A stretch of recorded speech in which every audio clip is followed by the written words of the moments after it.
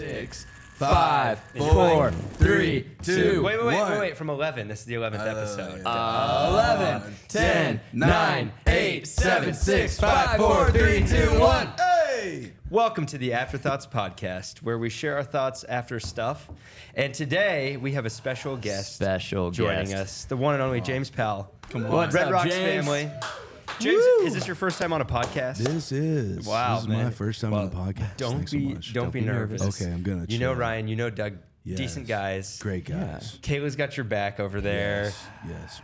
James, you joined the Red Rocks family earlier this year. You just right. preached down here in Austin. Everybody already just loves you. Family. Come on. It's been awesome. But most importantly, to get to know you, we need to know about your sports teams. Okay. The first part of the show, we tend to talk about sports. Yeah. Because that's what the people want. Okay. That's what they're asking for. This is episode 11. We should have him. Oh, James, before Yeah. we do that, it's really important to us that people like this podcast. And so Yeah. we're all about people smashing that like Oh, button, come which is on. just the coolest thing ever. Like, share, and subscribe. And so we would like you to do the honors. Show the people how to smash Smash that that like button. You gotta boom, like it. That's right. Yes, come on. Come on, Is that fun or man. what? That is amazing. This is great. We Come are on, we are bring hoping the to get hammer. 11 likes of this episode because it's our go. 11th episode. Let's go. I guarantee 4 right here. When you did hit, great, that's right. yeah. And then Kayla's got an account, Just take Jacob's that got an away. account, maybe make a AD. few extra accounts if Mom you will guys like can. it. Andy will like Oh, it. yeah, we're fine. We're That's almost great. there already. Smash that Yeah. like button. And if there's an unlike, it's a bot. That's right. That's a bot. always a bot. It's If we always- hit it's only 11 possible. likes, we're officially viral. So it's going to be a great day. There's a phone here if you need it. Yeah. It's an old, rotary. So Call on in. you can call whoever you want. If you want to call your wife, If check you in. need to chime in, We got chimes for you. yes, just sir. let me know if you need to chime in. I got you, bro. Acclimated. Now Okay. you know. So with all So that, it's a lot to take in. I know it's a lot to take in, Gosh, man. You'll get it. You'll get it. So our It's, podcast, SSU podcast. I love it. that's Come right. on. That's right. I need a prop. Next time I'll have a prop. Yeah. Next time, bring a prop. Okay. Think of I will. something fun, but for now, you can use any of these. Can I just say, I think it is so unique and amazing how you drink coffee out of the cup that you choose not to use the handle of the coffee. Oh yeah. He I likes love his- that because you're like, no. I want my Like, hand to be I'm hot. not. I don't need that handle, Scalding. dude. Come on. Oh, because it does warm your hand though. Oh yeah. Yeah, and I have bad circulation in my hands. This is a whole nother experience. Dude, there's Oh, times here we where go. Here Doug we will just go. put hot water in a cup during a meeting and just hold it like this. Have I not told you guys about my bad circulation? No. Let me tell you. Well, Doug, I'm sure we'd all be fascinated to hear about your circulation, man. With all that said, of course, James, tell us about what sports teams you would root for. We're talking like lacrosse, hockey, Anything. the major Anything. sports. Okay. Okay, yes. Yeah, people live for the banter before we get to Oh, the, man. Yes. the actual stuff. No one fast forwards through that to get to the meat. Okay, so moving to Denver, for sure gave up a few sports teams. Just decided, hey, we're gonna go ahead. We're gonna be hometown fans. like that. Pre-Denver. Okay. Big Saints fans. Okay. New Orleans Saints. Okay. But now we are with the Broncos country. Broncos. Is that? Let's ride. I'm sorry. How do you I'm just sorry for that. give that up and then become Broncos people? Yeah, I mean, well, I feel like we're called to a life of sacrifice, Doug. And so, Being a Broncos so fan. good, pretty man. easy. That is so sacrifice this year, especially. So Death every weekend. So you're a CU Buffs fan then? You're a Coach Prime guy. Oh, yes. Now, there's a caveat to that because I'm originally from Alabama. And so I will forever be roll tide till I die. You know what I'm saying? Have you? Yeah. Well, that's good for you. Yeah. You've won a Gotta couple have those. national championships here or there. Yeah, I just feel like a few of those. Nick Saban and Dion seem to be boys. They seem to hang out. They Geico record brothers. commercials together. So I'll tell you this. You heard it here first on the Afterthoughts. A before thought on the Afterthoughts. There we go. Love it. Deion Sanders, Alabama's head coach in the next 3 Don't. years. No. Don't. Nope. Don't even Report start, has been James. confirmed not true. It can the never next happen. 3 years. The Dion next 3 can't years. go That would be anywhere. so Come on, devastating. Lord, I just negate that prayer. He's got to stay. You just undeclare and undegree that? Rebuke that. Okay. That's not okay. Would a hedge of protection keep Dion in Boulder Yes. for a decade? Hey, fun fact. can't. Okay. Drew Brees went to the high school down the street from here. No way. Yeah. A couple streets, but yeah. You know, he was in Denver recently with Sean Payton and Russ. Was he? Just trying to teach him something. Yeah. Come on. Trying Hopefully to that, hand off. well, see if it works.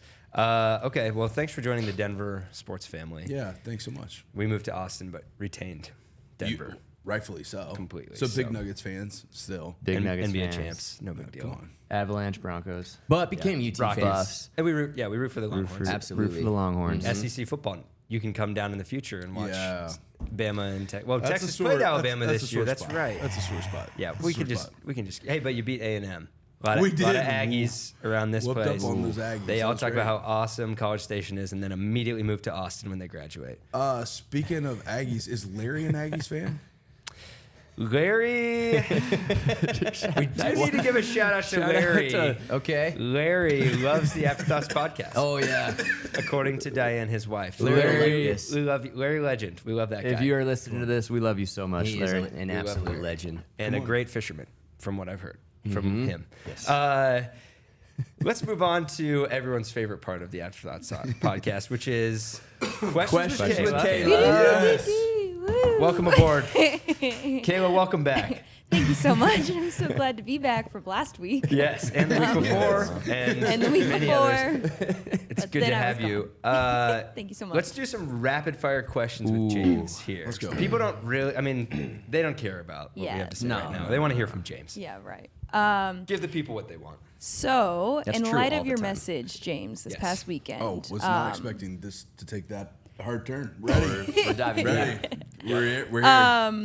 Who do you guys, or you can answer for each other, get told you look like the most? Oh, Oh, great. that's good. Okay, so this is going to everybody then. Everybody. Rapid fire with James for everybody. Yeah. Here we go. Okay. Well, you said the anger emoji in Shrek. Yes. Yeah, Is yeah. that my I answer don't about agree myself with or you those. guys? I don't Wait, agree. people have literally told you, dude, you know who you look like? Shrek. The green dude. cartoon ogre. The ogre, dude. Well, you know they don't define it. They just speak it and then they're like, oh wait. Yeah. Maybe I So, shouldn't. Yeah, and what do you say back to that? I usually just go thanks, and then I never talk to them again. Yeah, that's the end of that friendship. Yeah. Thanks. Have you so talked to a bad, person man. before? Yeah. Have you gotten a normal with doppelganger anybody? response from somebody? Just like someone that you're like, that's literally, the only two I can think of right now are Shrek Yeah. and the anger emoji from Inside Out. Okay. That's it. Okay. Have you guys awesome. do you guys get any or Yeah, or come if you on. think you know who we look Oh, like? come Go. on. I feel like Ryan sometimes looks like one of the guys off The Chosen.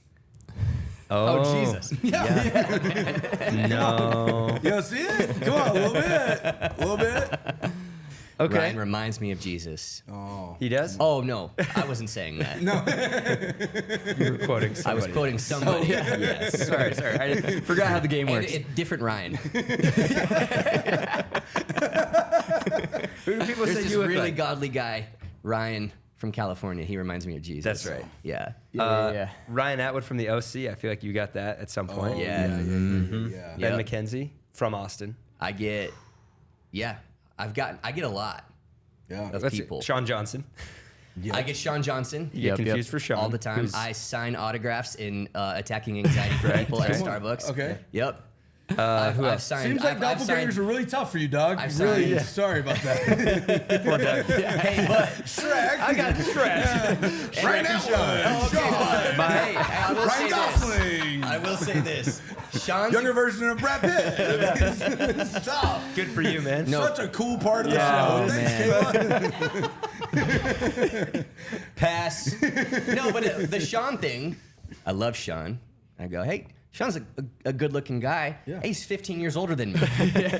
That's true. So, yeah, I guess he's- it's the and gray he's from hair, Kansas. but sure. Well, I do forget Totally, he's man. that old. I did recently. We were like standing around. I go, yeah, this lady, she's like super old, like 50. He's like, what? What'd you Super just- young. what like, did you just super say? young. I'm like, oh yeah, bad. Sorry. Yeah, yeah, I yeah. actually Did you get any? There's the cashier at the gas station. When I go pay for gas, like sometimes I pay with cash. Wait, what? Yeah, I don't know. It's a weird thing that I don't even know have. where you I'll get have that. I'll have $40. Where do you and get $40 presents, cash? dude? It's always presents Okay. for Christmas, for my birthday, and I'm like, what am I gonna do with this? And so What am I it'll gonna just do be- with cash? What am I gonna do with $40? Present. So every time I Stop get to a giving me gas money. station, Color must be green. dude, every time I get to a gas station, I'm like, this is my time. Be like, people used to do this. I'll still do this. And so I'll go in and be like, $30 on pump 3. And every time the cashier is like, dude, you look like the Hulk. but not the Hulk from the Marvel movies, the one before. Edward Norton? I've never seen Edward Norton. Yeah. And so every time he's like, whoa, don't go Hulk Tough on me. life, these guys. poor guys. Tough life. But I hear it, dude. I hear Famous it. actors. I hear it But as my actor's famous too. I hear it as like angry true. Hulk, who's like tearing things apart. No. Who's, like, buff He's and super shredded. muscular. Yeah. Yeah. That's definitely it. Wow, that's Just tough. a giant. What about you, jacked guy. Captain Morgan? Like, who do you like? Come on, Captain Hook. Who do you often get?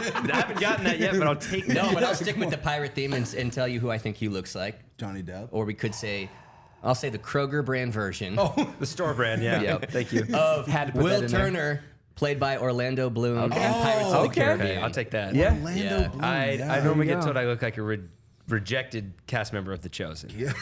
So, Yeah, like an extra Throwing on it The up, Chosen. but Blanky from Brave Little Toaster. Oh yeah, I Cannot see it. When you see it, you cannot Jake, see it. can you throw up a picture Yeah, of put Blanky? pictures up for all in high school, my older brother, his group of Smash friends. that like button. That's right. My brothers, they were all older than me, and they always said I looked like the blanket from the movie The Brave Little Toaster, which is an animated blanket.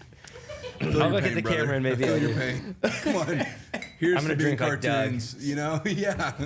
Well, Uh, gosh. I'll take what Doug said though. Thank you for that. I'm gonna write that in my diary tonight. Tell man. staff, hey, you know what Sure. Doug said? It's so crazy. Orlando Like, I don't know. Bloom. I don't know. Do you think? Like, anyway. Do you think I look like this cool heroic pirate guy? Yeah. who's a man of integrity and Yeah. a captain of a Who's becomes Orlando? a captain? Is he married or dating somebody? I feel like, who? Katy Perry? Katy Perry. I just saw that. Wow. Did not you know. go. She kind of has a type. I guess. Yeah. Well, Pirates? a super cool guy. Yes. Elves who are really good with bow and arrow? Yeah, dude. Dude, Halos. Jacob finds these funny Lord of the Rings like videos where it's like every time Legolas spoke to Frodo in the Lord of the Rings, and it's just him going, "And my bow," and the credits just run. It's the only time. And you have my bow. They traveled together for so long, and that was their only dialogue. There's like one that's like every time two women talk to each other in the Lord of the Rings, and it's like a mom talking to her daughter or something, and that's it. Just one scene. Where's Mama? Dude, to think that somebody's In my sitting bow. around like, what video should I make today? I got it. It really makes you appreciate I'm it. gonna watch all 3 Lord of the Rings and find every time that they have a conversation. It was great. I do that's appreciate people who do that. Yeah, dude. Yeah. I mean, think yeah, it's great. Legolas the whole time was probably like, this Frodo guy is very moody. Yeah. He's very moody. He always makes one look with his face. Yeah. Oh yeah. He could have been cooler. Yeah. So Voldemort, Shrek, and Beans from Even Aladdin. Stevens. Jafar. Yes. Thank you for that question, Kayla. That was, in the end, very Yeah, life building for each. Yeah, super encouraging. I feel built up. I don't feel angry We're at all. gonna think of somebody that you look like that's a compliment to. Yeah, Way I out love that the it's shaking the this Shrek wrong. people. We were circling around. The plane was going around. Everybody was like, man, let's find somebody. Who's James Let's find- looking like? Got nothing. That's like Shrek in your emoji. All right, that's enough. Can't wait for your second question, Kayla. Yeah. Let's go, Kayla. Rapid fire. Glad I get to drive over a bridge on my way back to the hotel. Yeah, it's gonna be a lightning round. We'll talk for 8 minutes. Boom. Really quick answers there. Good All lightning right. round. All right, let's go. Ryan, Yep. book you guys love. A book I love. No, just for James. You guys don't answer. We don't answer. come on, Just come on. James. Don't let us answer. It's Sorry, gonna guys. take Sorry, forever. Ryan. We're awful. Mere Christianity. Dude, that's always the answer. Dude, every time somebody finds me in the lobby and is like, give me a book to read, and I panic, I always go, oh, Mere Christianity. It is. Yeah. But it is a read. You're going to have to read each chapter twice. Someone needs to write the message version of that book for me. That would be awesome. I would really appreciate that. That Paraphrase surprised And then by hope. record I the can audio version. understand. Oh, and then do a children's book version of that. Surprised and then, by hope, dude. I need Surprised by Hope as narrated by Larry the Cable Guy. That's what I need. We can. He's actually he's a friend of the show. He's a friend of the show. We can make that Yeah, happen. come on. Okay, so Mere Christianity. Real book would be Well, that is a real book. Contrarian's Guide. Contrarian's Guide to Christianity. Probably one of my favorites. Cool. Who wrote that? Larry Osborne. Okay. Yeah. Very cool. What do you like about it?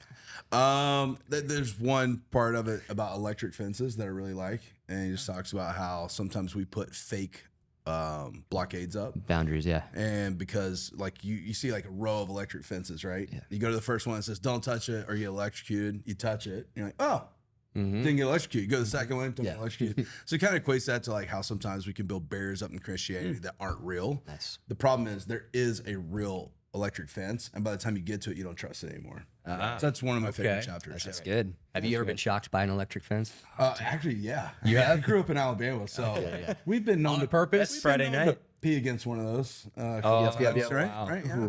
That takes some guts. All right. Say that the right way, Kayla. All right. Is guts the right word?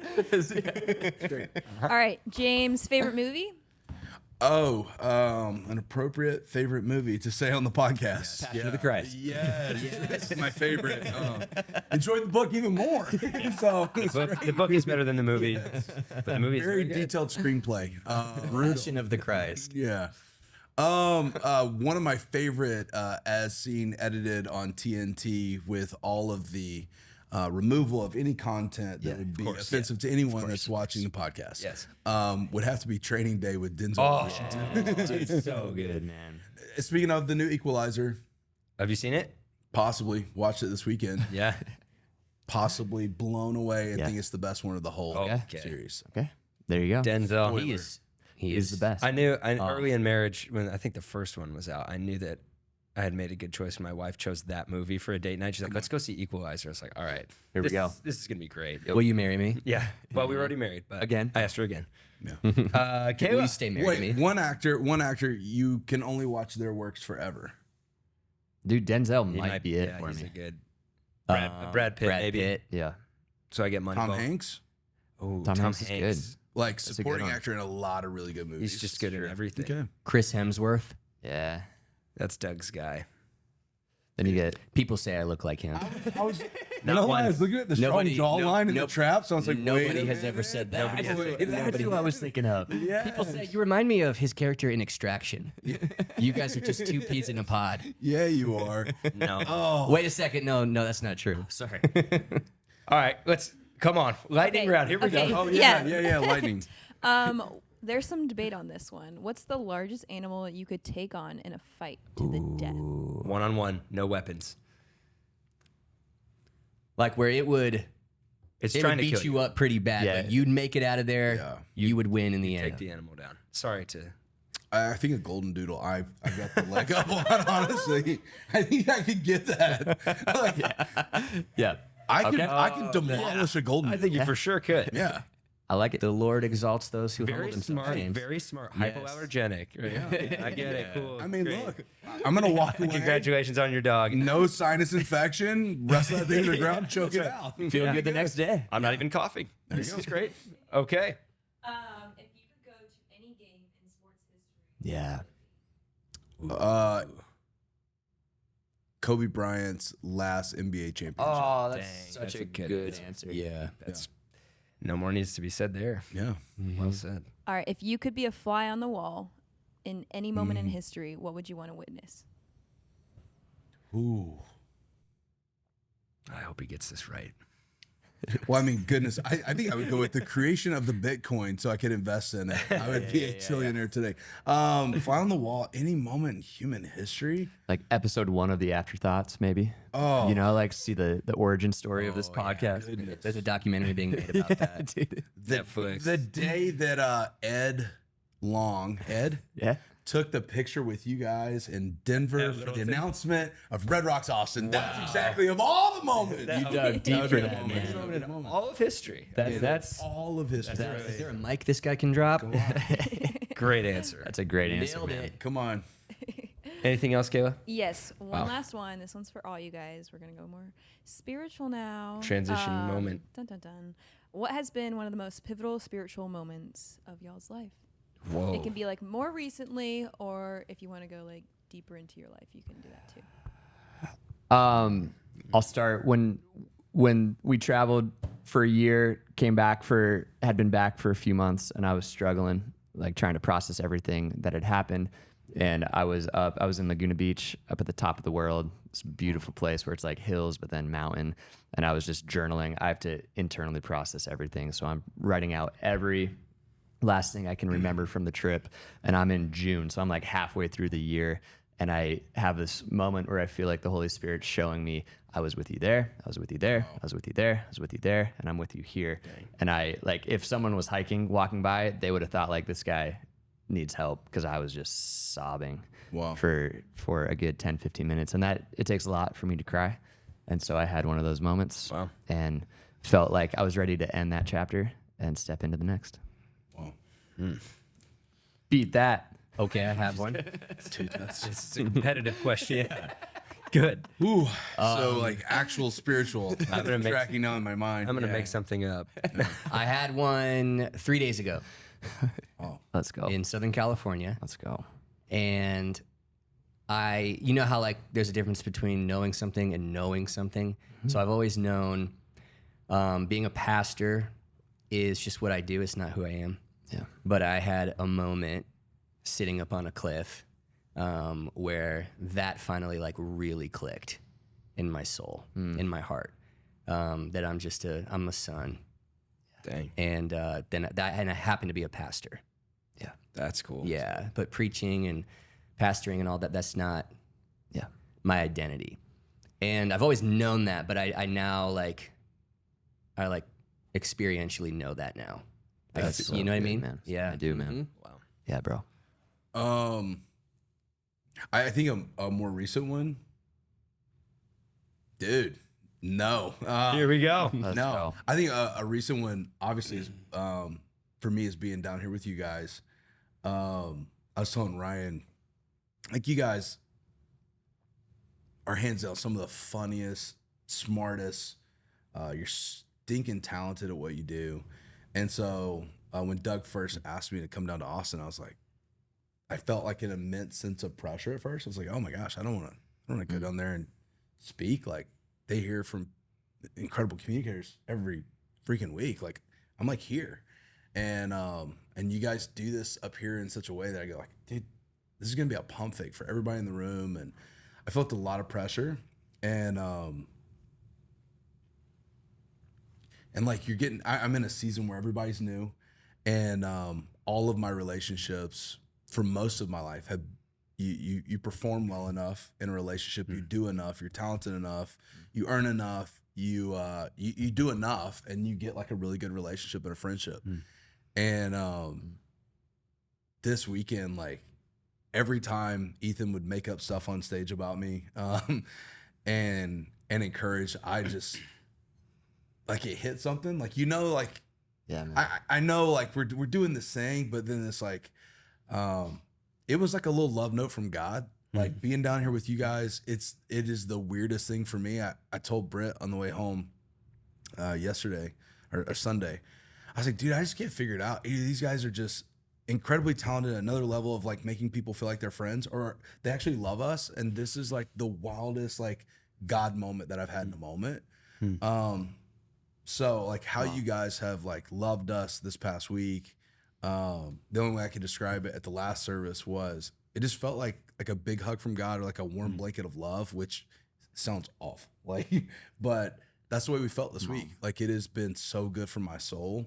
And I think it's like helped me shift out of a gear of performance and just be like, okay, especially on a weekend when you're talking about like growing up feeling discardable. You're like, wait, but like I just met these people like for the second time or third time in a long time. And like we're seen by them and loved by them just for who we are. So Yeah.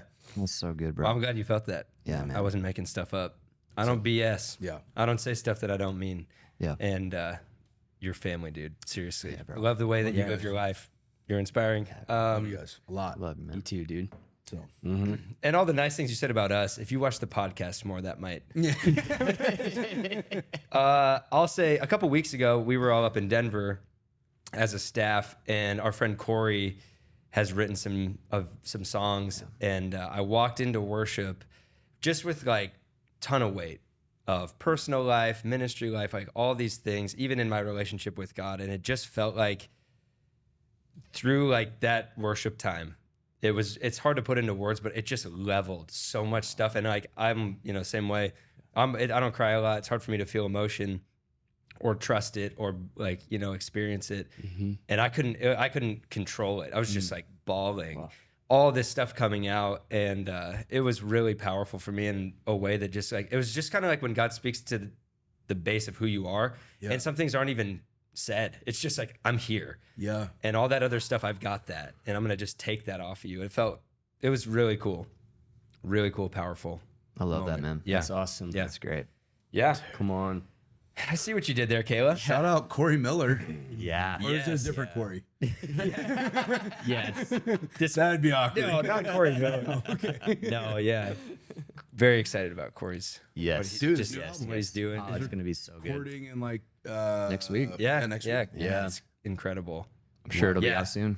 He is. We were just talking about this. A great example of someone who I've just watched come to just live in the fear of the Lord, which we've talked about recently. Yeah, and he yeah. writes music out of that, and just there's no show, there's no performance, there's nothing other than I just want people to get to God, man. and we're gonna make this all for Him.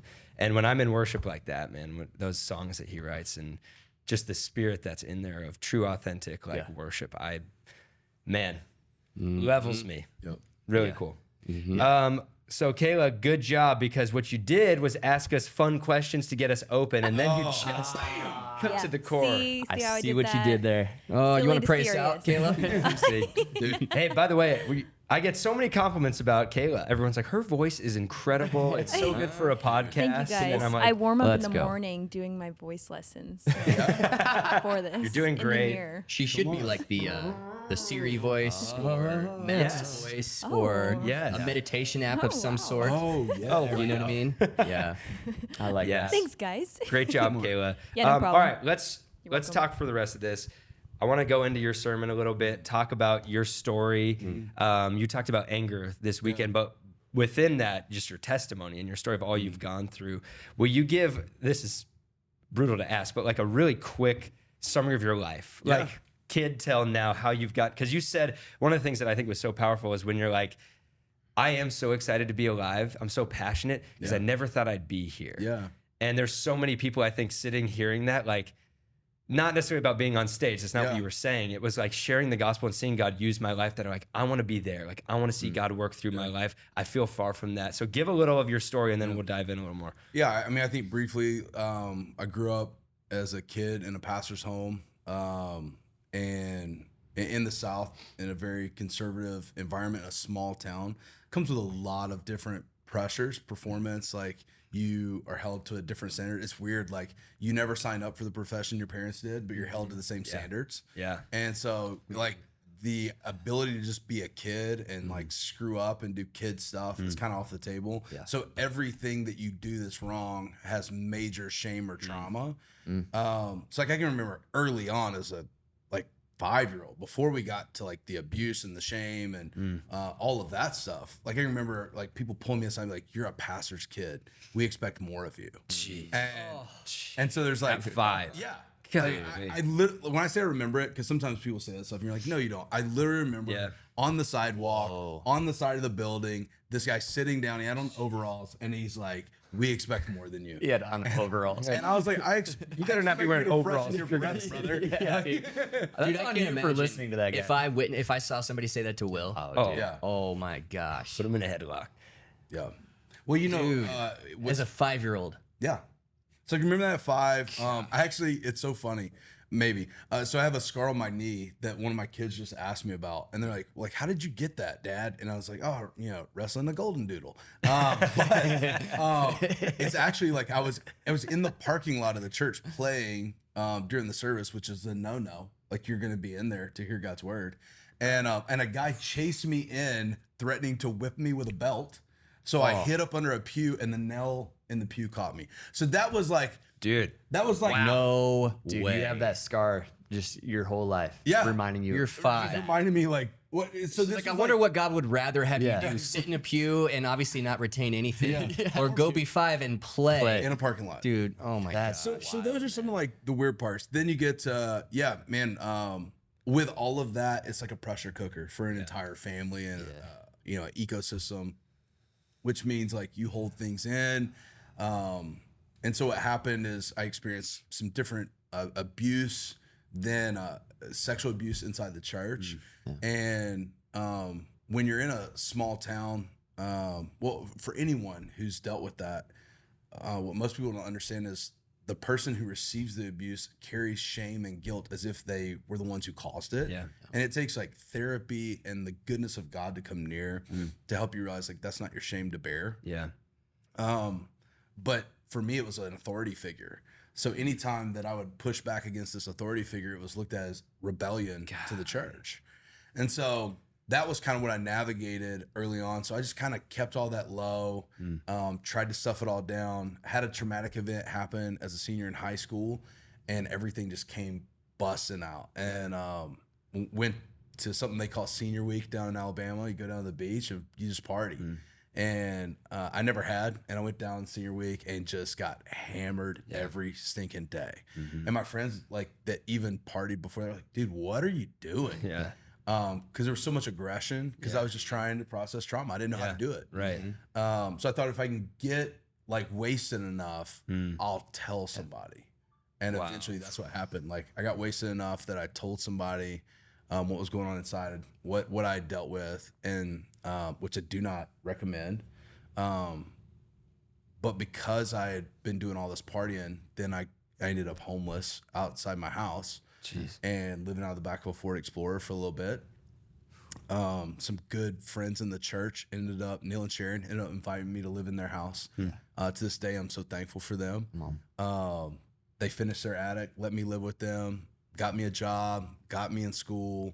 And then through some like really cool, just divine providential moments, God found a way of like steering my heart back to his. I lived in South America for about a year and just trying to figure out who God was, because I just knew everything I knew of Jesus I loved. Everything I knew about church I hated. And I couldn't let go of that bitterness. I was just like, dude, I hate church. And it wasn't that I had some traumatic events inside the church at broken people, but the church is still beautiful. I didn't know how to separate the two. So I just thought broken people means a broken church, means a broken system. I don't want that. So I tried to study the world's major religions, and I'm like, wait, there's only one of these that like there's hope that Jesus comes back for you. Like somebody's coming back for you, and it's Christianity. So I got to process this. And through that ended up in Ecuador going like, all right, God, I'll surrender the rest of my life to this, whatever it takes. So my journey to becoming a pastor, I told Brian this weekend in between services, like, I'm not called to be a pastor. I was like, wait, let me unpack that before I go back out and speak. But I knew like my calling in life is to be a voice of hope.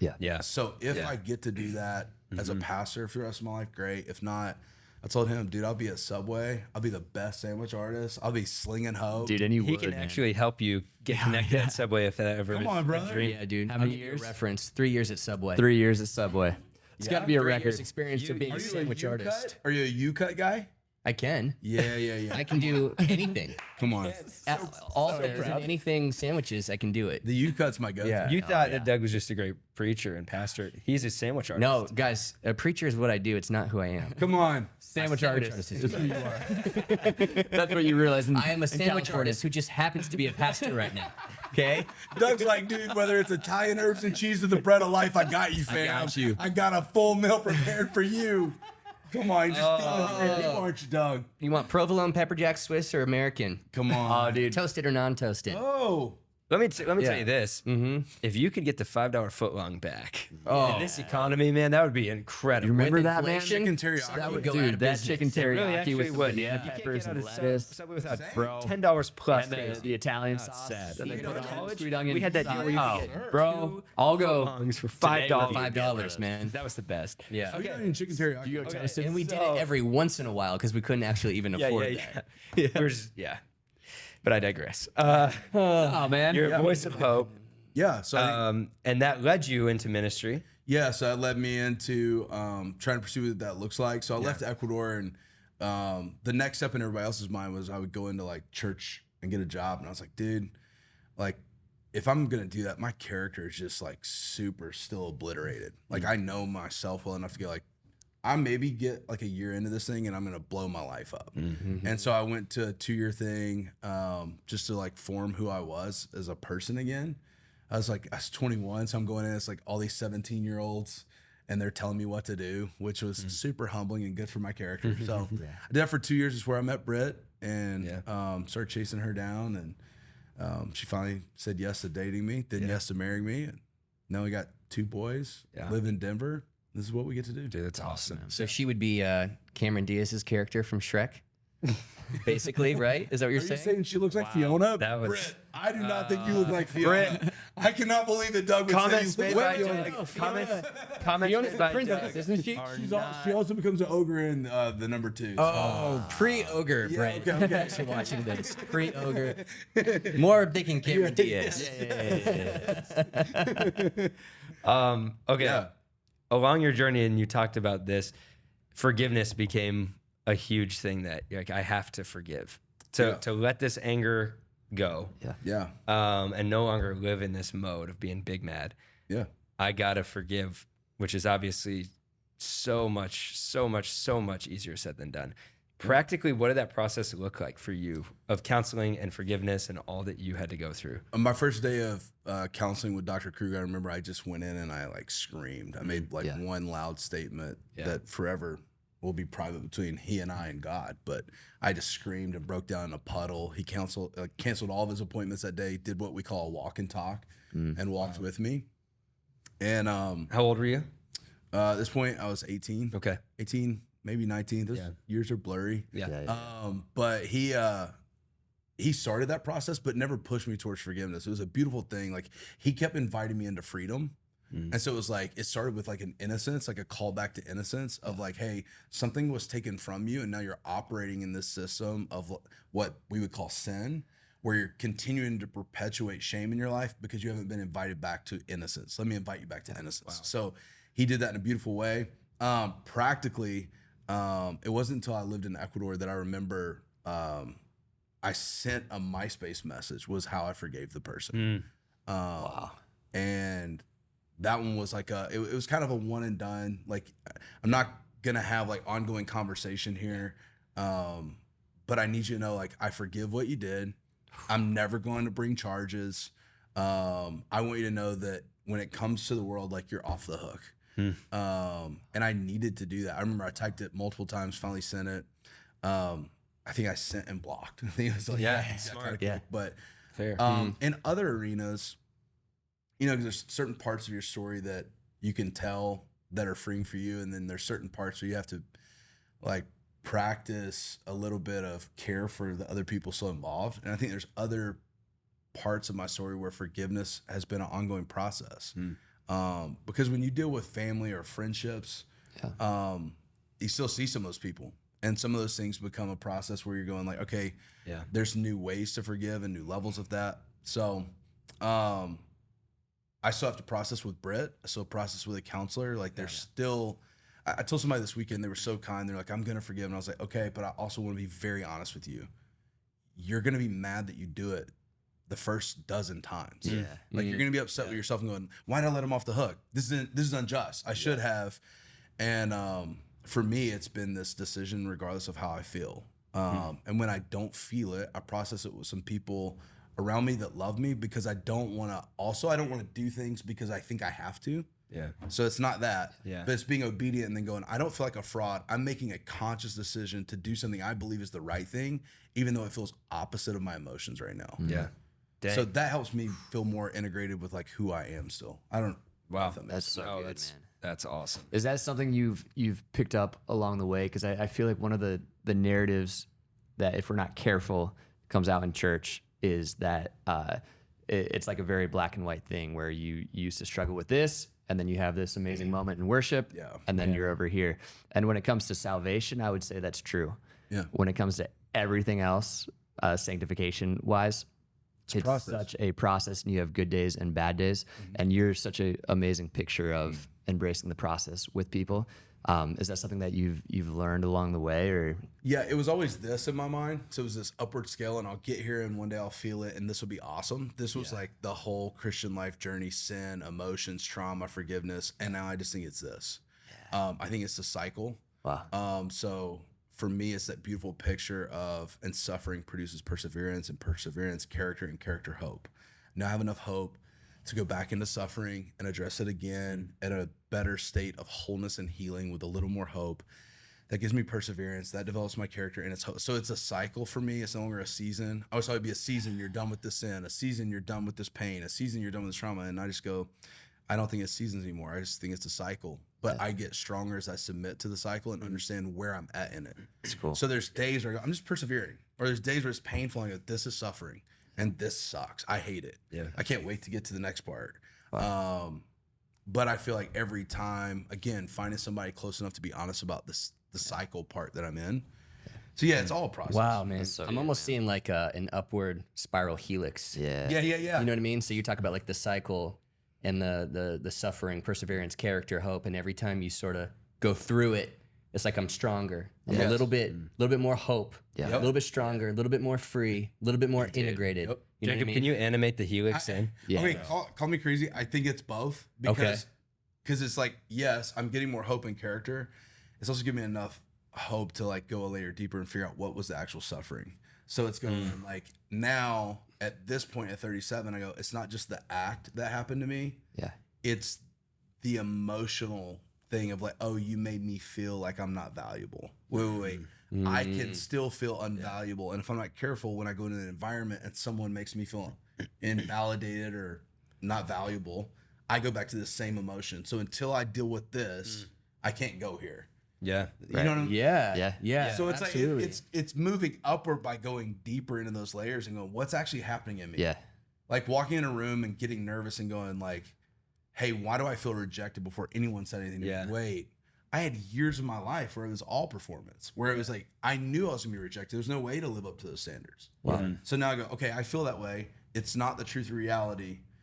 Okay, I can process and get some. That's wild, man. Wow, man. It's almost like there's You guys are like, what, dude? You were so jacked. no. This makes so much sense. But yes. So good. Or there's- or brilliant. Yeah, bro. Yeah. Like there's like character. There's like this dimension, and then there's walking in anointing or whatever it is in here. And as you go through the journey, it's really just a game of becoming more integrated with who God created you to be. Yeah. Which is like Jesus was the primary example of being completely who he is, being his true self. We're all over here on this side of eternity just trying, man, and just exploring and just figuring it out. And it's just a lifelong journey. But it's beautiful to know like you can keep going and you can keep persevering and you can get better at this as you go. Your story, I think, just gives so much strength to people who maybe still have things in the shadows that they don't think they could ever say, or they could never tell somebody or let out. When it comes to anger specifically, you talked about it as like a control tactic of like, I can control now. I'll just be angry and no one's going to hurt me and no one's, going to get in here again. And I'm not going to be real or let anything back out. I always, when I look around the world right now, just people are so angry. You just have to drive somewhere to experience how angry people are. I remember we were talking to Scott Brugman, and he gets quoted about every episode of this. Yeah. And he said, I just, the world's just so angry. And then Will Smith slapped Chris Rock, and I was like, yep, officially. Yeah. Everyone is so angry, everyone's lid is about to pop. Yep. What do you like when you look at our culture, when you think of anger, and then you have practically worked this out so much, and you gave some of this advice this weekend, but thinking in terms of people who right now, it's like there's stuff beneath the surface that's the reason for that anger. What's your advice? I always think when I'm preaching to myself at my most broken moment, like right before I started hanging with these guys and our lives started to change, to that 17-year-old kid who's metaphorically living out of his Ford Explorer, angry at the world, horrible things have happened. What do you say? I think I would tell him it feels like the strong emotion, but it's the weakest. Like anger feels like strength that protects you. It's actually weakness that continues to perpetuate the hurt because you can never fully process. So what you're doing is you're using anger to keep people out and away, but what you most need to heal is people close and to fully see you and still love you. And so I would go back to the 17-year-old and go into counseling sooner. Yeah. It was the best decision that anybody could have helped me make. The primary reason why, I'll never forget, Dr. Krug looked at me and goes, I can never say anything you ever tell me And if I do, you'll be a millionaire. And I was like, wait, win-win. Great. Like, let's go. Game on. Yeah. So I was like, boom. So I Which remember. one of those I want more? Exactly. There's been moments. Yeah. So like for me, it was like this weepy moment of finally saying some things out loud. Here's what I tell people all the time. Your story is your story to tell. It's nobody else's. And there's no timeline for how you have to tell your story or when. Yeah. Don't share it with anybody that you haven't proven to be trustworthy. Yeah. So I actually tell people early on, because somebody's like, dude, I'm gonna get in my small group. I'm telling them like, they may not be ready. Yeah. Like you, Right. like the relational foundation and equity has to be strong enough to handle the relational pressure. Good. Yeah. And your story, no matter what parts you share, does have a weight to it. Yeah. And so I'm able to share it now with more scar than open wound. I needed Dr. Krug to come in and see this bloody, gory disaster that I was and not flinch. And because he didn't flinch, I'll never forget, he looked at me and goes, "You're not crazy." And that was the first thing I needed to hear. And I've had multiple counselors throughout the years, Dr. Swift in Springfield, Missouri. I remember one day he just goes, "Hey, you're not crazy." And I think, one, process your story in a safe place. Make sure that you're protected. Number two, if you're hearing somebody's story, like, don't flinch or don't flinch. Number two, don't be like, "Oh my gosh, that's so hard. That's so bad." No. Like, I love you. I see you. Those are important things. Don't gloss over it, but then go like, "You're not crazy." Yeah. Like, hey, I think when people don't flinch, it gives you a little bit more hope. You're like, wait, Yeah. I'm not crazy. It's good what you said about sometimes people will go to their small group or some friends, and I feel like that is a place for a lot of people where Christian community gets broken for them because they feel like I put my story out there and it wasn't received in the way I'd hoped. But sometimes those people aren't licensed, trained professional counselors. Right. And so it's not that they don't care. A lot of times it's, I don't know what to say or I don't know how to handle this in the right way. And I think that's a good distinction for people of choosing who you share that stuff with, starting with a counselor and not some guy you've known for 2 weeks in your small group who loves you, but Yeah, that's really may good. not respond well. If they flinch, it's not because they don't care about you. They right? just Have you ever seen where they pour cold water in a hot glass, like fresh out of a dishwasher? The glass is meant to hold it, but because it's heated, the cold water will cause it to actually break. Yeah. I think sometimes that's what our story does. We don't understand the environment of that person. We go like, "Oh, this group was meant to hold my story." Community was. Yeah. But you don't know the pressurized heat that their story's going through. So if they've never processed that, you dump your story in and it goes, psh, and it's like, then you go, "The system's broken. Groups don't work." You say, no. Oh, that's so good. Yeah, those you people need, have something. you need to steward your story. Kayla, can you go that's good. can you go heat Yeah. up a glass and get some freaking cold water? Really good, man. Jacob, just put a video right here of that. I'm sure it's on YouTube. Yes. That's such a good illustration. So good, man. Yeah. So- Me and Mike Britt in AP chemistry destroyed a beaker because it was overheated and we poured, and I almost cut my hand. Are you okay? I think so, yeah. Okay. But Stewart, Stewart. That's That's man, why. full circle here. I'll get him some hot water. The steward your story thing, where you have to have the discernment of the context you're in. Yeah. You know, to understand. Sometimes you can be an overshare, and that's a question of I think I have a few boundary issues. Yep. I don't have enough boundaries because I'm oversharing in the wrong context. Yep. So, for instance, all four of us are fairly vulnerable Right. when it comes to preaching on a stage or talking in a podcast setting. But there's stuff only you and that counselor know. Correct. There's stuff only this guy. Like, I'm not saying that from a stage, even though I'm very authentic and vulnerable on stage. 100%. You have to still steward and have the discernment to know here's what's appropriate for me to share. And I actually I love how you talked about even like the facial expression of your counselor. What's his name? Dr. Krug. Dr. Krug, Shout man, out. who he was like, "You're not crazy," and he wasn't shocked. Yeah.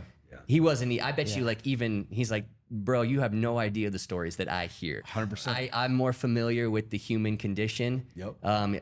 You are not shocking me." I told parents last week in a meeting who were going to have a conversation with their teenager. I said, "Okay, you have one chance at what your facial expression looks like So good. when your teenager confesses something to you." So good. And in that moment matters your countenance and what you say. And if they believe they just shocked you, that's the last time they're telling you something. Yep. You get one chance. at how you're going to respond when you hear what they tell you. And I think a lot of people, that's what they expect is how God ultimately feels about them. I was just talking to a guy who's been through a lot, and he was talking about how people have treated him. And I said, okay, but let me ask you this. What do you think God thinks about you right now? And he just broke, you know, because that's the ultimate place of feeling like you've shocked God. Yeah. You know, I felt like that as a college guy, that he'd be surprised by me, you know, of like, oh, you know, I had this plan for you, but you've done all this stuff. I never would have seen this coming. I can't believe you. And that's why I'm so thankful for scripture. Because that disarms you completely when you read all the stories of all the people who you'd be like, well, I couldn't have shocked God if they didn't, you know, when you can move to the other side and see the countenance of God. Right. And realize he's not standing there like a parent, like frazzled by you, but he's like, I know, come to me.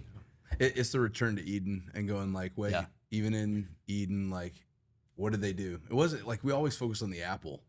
We never, like, everyone's going to eat the apple. Yeah. But it was the fact that they thought, oh, I've got to run and hide. Yeah. And I think that's the part that like we have to remember, like you don't have to run and hide. Yeah. Craig Rochelle says this thing. He says, everything you speak should be true, but not every truth has to be spoken.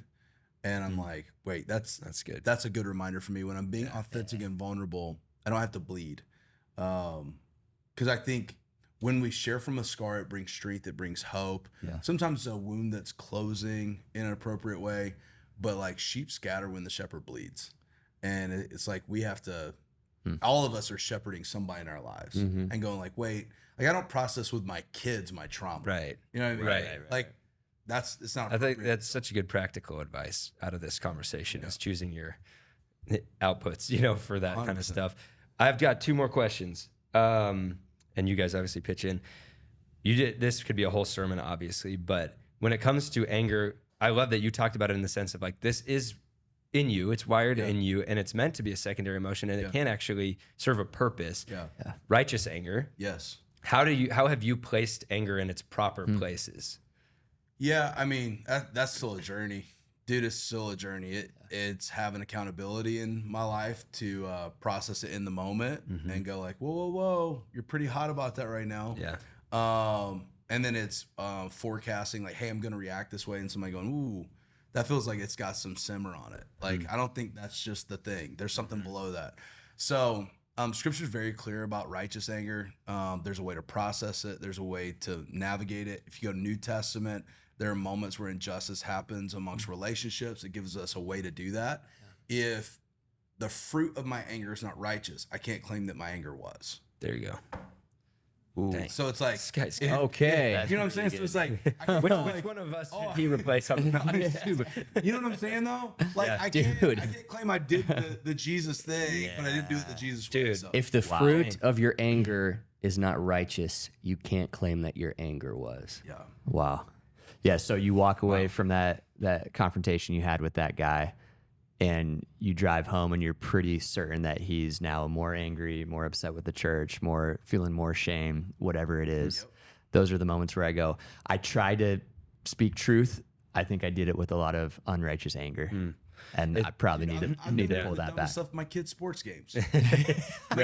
He likes to fight guys. No lie. Seriously, like sports game, I'll never forget. Just like we're in Lakeland, Florida. I blow up on this ref. Like he had set my kid down in the game, which you're not allowed to do as the ref, right? But in my mind, it triggered injustice. Yeah. And I'm looking at my son, who's 8 at the time, and I go, "Oh, you will not make him feel less. You will, well." I can't claim that it was from a righteous place because of how I handled it. And there's part of that you go, well, dude, but that's what a father should feel. No. There was more beneath the surface. Yeah. I was acting out of my own trauma, not just as a father. Yeah. So it was a wounded child pretending to be a protective father. Yeah. Wow. And then it came out as lashing to that ref. And there's a difference between what a father should do and a father should feel, right? Yes. You may feel that, but how you react out of it is, 100%. But I think of righteous anger all the way to the degree of like a pastor that's a friend of ours that rescues kids out of trafficking. Yeah. And it's like, he had such a righteous anger about that reality, but he doesn't go and like try to kill the pimps. Right. He's praying for them too. Yep. His anger, the righteousn's that has come out of him has saved lives and also changing community because people are starting to see a different way. Dude, we were with him and he set up a meeting with a pimp. Yeah. And we're all like, so we're gonna fight, right? Yeah, like internally. We'll handle this. Hear what you want us to. Yeah, dude. just with a gentle spirit, just made eye contact with the pimp, asked the pimp about their story, like sat down, and we're all over here like steaming, like, well, what are we supposed to do? Yeah. It was a wild. It was hard. We weren't It ready was- for it. No, at it the was time. very He was telling us challenging. stories about like people come in and do that. People come in Right. and surface level, and it's out of a noble heart. Right. But it makes the problem worse.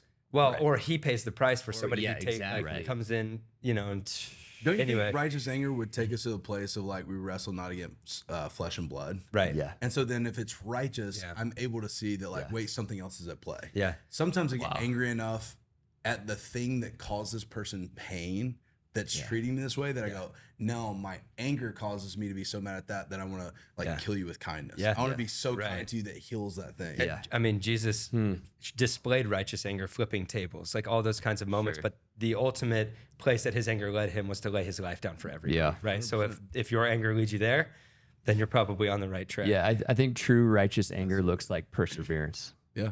Right. It looks like I'm so angry about this in a righteous way that I'm going to push through all of the tough moments. I'm going to push through all the obstacles that come my way. It's ultimately Jesus pushing all the way through to the cross. Going, I'm going to keep going until the world is changed. I will deal with the problem. Yeah. That's where my anger's led me. Good. Is I'll take care of this for you good. guys. Last thing, thinking relationally, you talked about screamers and steamers. In marriage, how does that play out for you guys? When like, how do you handle conflict? How do you handle anger?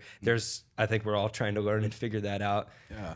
I'm the last person in the world that should give me relational advice. Britt is Technically, James, amazing. I think I am. Yeah, no. I think you'd be an expert right now. Man, it's like I have zero conflict with my spouse right now. Yeah. Never had a single fight. Never had a fight. Well, it's interesting because we're both wired differently. Yeah. So the issue is when we have real passionate disagreements, the issue is I want to vocalize, I want to talk, she wants to shut down. So what we are trying to be better at, I'd say really like in the last 3 years, I feel like we're getting better. So it's like talking about it, getting a plan for it. We've been doing that for a while. We're finally I'm learning to give space for the process. She's also willing to speed up some of the processing or let me into some of the processing. Britt is more wired to bring peace. And my fear when we don't have conflict or process out loud is that she's going to pretend to have peace and we're going to have a divorce at 50. And so one day vocalizing that to her and going, hey, I feel like your rush to solution to make me feel like we're not in conflict is actually stuffing it down, and one day it's going to come out. Wow. And that's what we've processed. And then her side is, well, I feel like you don't always weigh the weight of your words. You use heavy words lightly. And so I'm like, okay. So so that's been the give and take where we're trying to navigate that and go, how do I communicate to her what her soul needs to hear and heal? Yeah. And she's trying to learn how to do that for me too. So Dude, that's great. That's the key, I think, is actually asking the other person how they're feeling and how they will receive, like what they need out of that, when most of the time our default mode is like, no, this is just how you express things. This is how how it you happens. fight. This is how you argue. This is how it's supposed to happen. That's good. I'm going to apply that to my life. Thank you very much. He's like, I got to make a phone call. Hold on. Well, I got to go. We got a phone right there. With my wife right now. I'm realizing how wrong I've been for 9 years. Sorry. Yeah. Oh, bro. No wonder my wife hates. Yeah. That's great. Thanks, guys. Thanks for letting us come down and hang out. For real, like You will return. there are so many people who watch you guys, and are seeing what's happening in Austin. And I'm telling you, from an outsider now who feels like an insider, what is happening here, who you guys are, is so stinking special. I feel like I've been in church my whole life, even when I was out of it. And this weekend, I was just full of hope for who the church is today. Like, there's a lot of news about who the church is and should be. And dude, after this weekend, I'm like, I've never felt more hopeful about who the church is, who we're called to be, who we're loving, and how we're caring for people. Like, you guys are doing it. What I would tell that 17-year-old living in the back of the sport, come check out Red Rocks Austin. I think you're like, Dude, smash that like button on this podcast. come on. Dude, you can chime in anytime. Do you want to give a final chime, Doug, for your last comment of the day? Thank you. Just for the send off. One more chime. Do it. A chime a dozen for my thoughts. That's the expression. Maybe you may have melded two there, but I like it. I'm for that. We'll make T-shirt of that. Oh, chime for your thoughts. Okay. No, man. Still trying to make it happen. We love you guys. You and Britt, who, by the way, is also a preacher. She's amazing. Let's go. Come on. And she's preaching at our beloved Come on. women's conference. Let's go. And we can't wait for it. By the time this gets released tomorrow, which it'll be today for you, You just cut this out. already preached last night. Wow. Can't wait. job, You Doug. guys, Good. Way to navigate That was time there. Inception. it was. Also another good movie. You guys are a power couple, and I think God brought you into the Red Rock story at the perfect time. And I know brought you guys into our lives at the perfect time. There's so much about even like the man that you are that I want to be.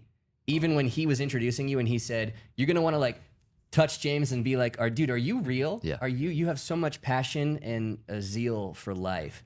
And I'm recovering a lot of that in my life. Wow. And so I look at so much of the attributes of who you are, and I go, I want more of that in my life. And even this morning, we were getting ready to come into work, and my wife was like, she's like, babe, you and Ryan and Ethan are great, but it was so refreshing.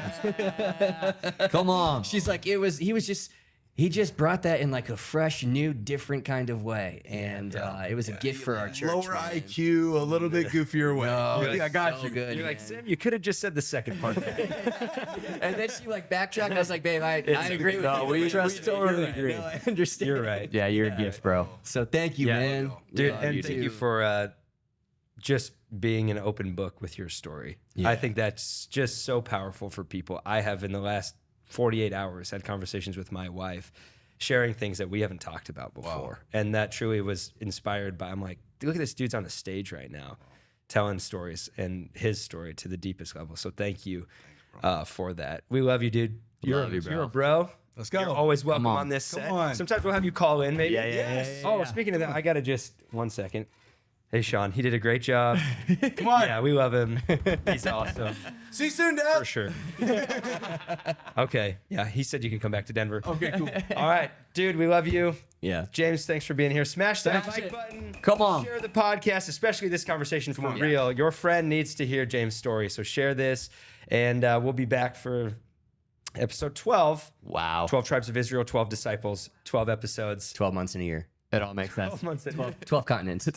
a dime, 12 cents for your thoughts. A chime a dozen. And with that, we say, so long, go Buffs.